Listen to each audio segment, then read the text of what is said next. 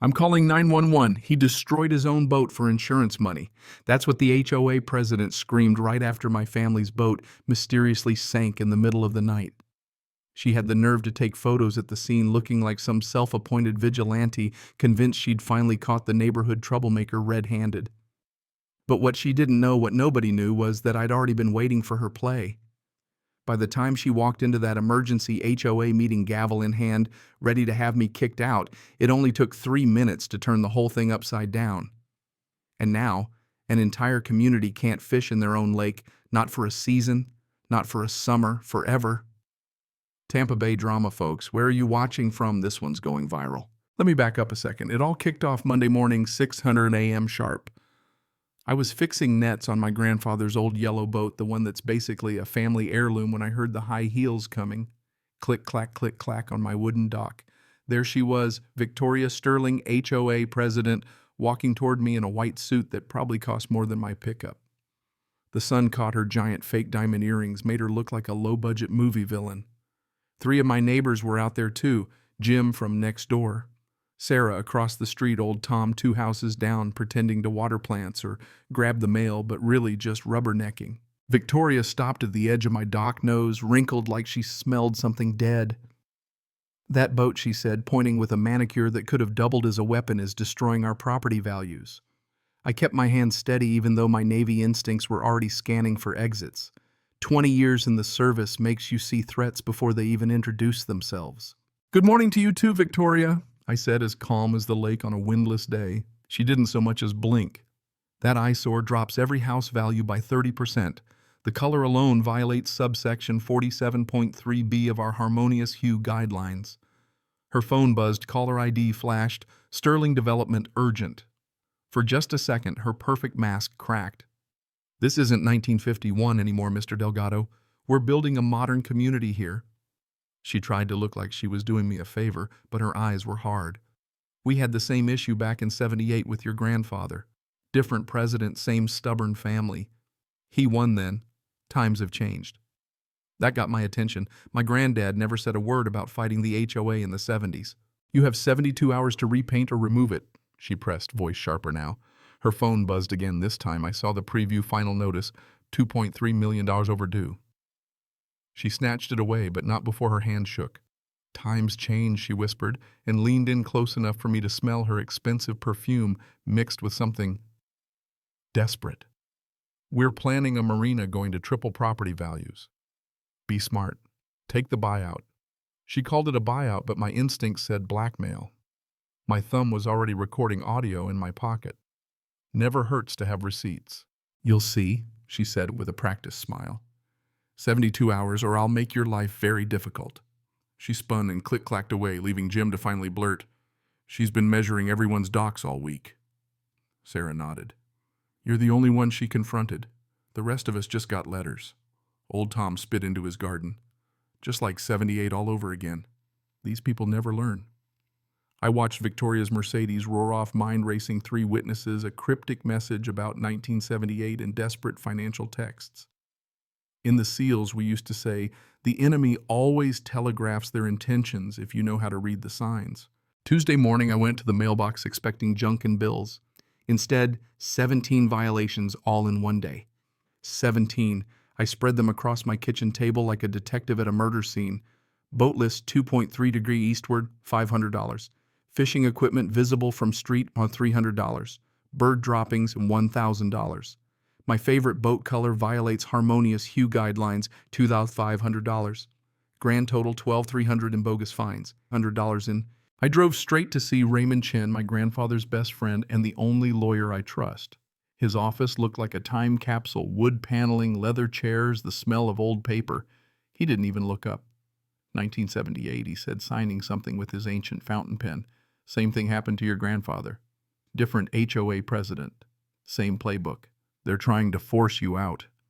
He opened his old safe and pulled out a leather folder along with an ancient check stub from Sterling Development dated 1995, payable to the HOA. "Your family doesn't just own the dock," he said, spreading out legal documents older than me. "You own 500 feet of shoreline and, more importantly, the lake access rights. The HOA only has permission to use it, and that permission has conditions. If any member violates them, damages property, pollutes the water, messes with wildlife, the entire HOA loses access. Forever. Joint and several liability. So if someone from the HOA sunk my boat, everyone lost lake access, not just them. I spent the afternoon buying cameras, 4 in total, some hidden, some obvious, all with cloud backup and night vision. Wednesday night, 2:17 a.m., I got a phone alert. Camera 3 showed Victoria Sterling creeping onto my dock in all black ski mask and designer workout clothes, Florida Ninja, if you can believe it. She drilled 5 holes in my boat's hull pentagon pattern like she'd done her research, cut the bilge pump wires, opened the drain valve, then took out her phone. I watched as she posed for selfies, peace sign, duck face angles right next to my sinking boat. She even practiced shocked faces for the morning news. By sunrise, the boat was half submerged. Oil rainbows floated on the surface. She'd punctured the fuel tank for maximum effect. I called the salvage team and played the devastated owner while my hidden footage got copied to 3 cloud services, 2 hard drives, and my email. Victoria tried to frame me the next morning, calling 911, telling the cops I'd sabotaged my own boat for insurance money. Claimed I was hostile, aggressive, possibly unstable, ex-military, you know. Officer Rodriguez, sharp guy, regular patrol in our area, asked me for security footage.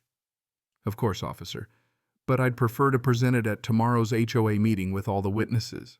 Would that work? He slid me his card, his personal cell on the back, and said quietly, "Call if you need anything." Thursday night, emergency HOA meeting.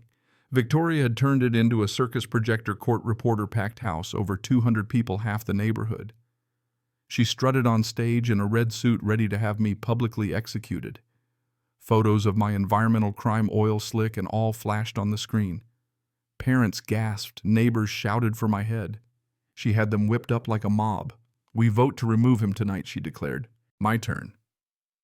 I walked to the podium, plugged in my laptop, and played the video. Night vision footage, crystal clear, time-stamped. Victoria sneaking onto my dock, drilling holes, posing for selfies. Her voice on audio. 10 days, just need 10 days, marina contract, $4.2 million. Everything depends on this. The crowd lost it. Curses, gasps, parents covering their kids' ears. Even Jim stood up. I saw her that night. She was out walking back at 3:00 a.m. I thought she was just exercising. Others chimed in. She measured my dock too. Said it was for a new community plan. The whole room turned on her in a flash. That's when Raymond walked in holding up the original easement agreement. Section 4.3, he read, voice booming. If any HOA member damages trust property, pollutes the water, or violates wildlife protection, lake access is revoked for all members permanently. Silence. Then chaos, screaming, accusations, people shouting at Victoria. My kids swim in that lake. You destroyed our summer officer. Rodriguez entered, raid Victoria, her rights, and cuffed her for vandalism, false police reports, environmental crimes. The board dissolved the HOA, unanimous vote. The whole system she'd built collapsed in one night. But here's the twist. Over the next 3 weeks, I sat on my dock and met every single resident, 200 families, face to face. Anyone who'd stood up for the truth or tried to warn me got a $1 lake permit, lifetime access. Anyone who'd enabled Victoria or stayed silent while she ran roughshod got nothing. Some threatened to sue.